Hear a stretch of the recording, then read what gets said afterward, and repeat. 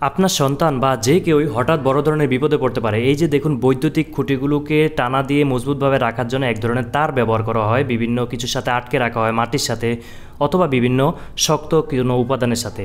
এই তারগুলোর উপরে কিন্তু যদি বৈদ্যুতিক মেন লাইনের কোনো বৈদ্যুতিক সংযোগওয়ালা তার ছিঁড়ে এগুলোতে লেগে থাকে, সেক্ষেত্রে সরাসরি কিন্তু বিদ্যুৎ চলে আসবে।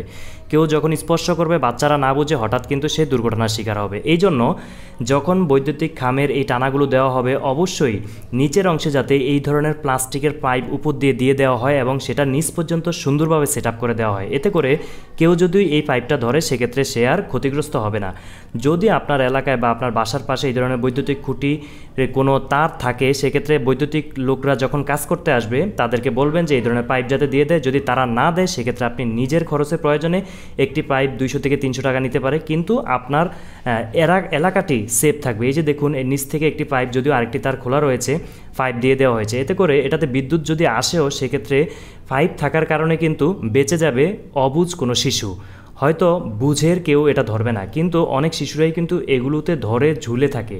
সেক্ষেত্রে যে কোনো সময় বড় ধরনের দুর্ঘটনা ঘটতে পারে। তাই অবশ্যই এই বিষয়গুলো লক্ষ্য রাখার অনুরোধ রইল।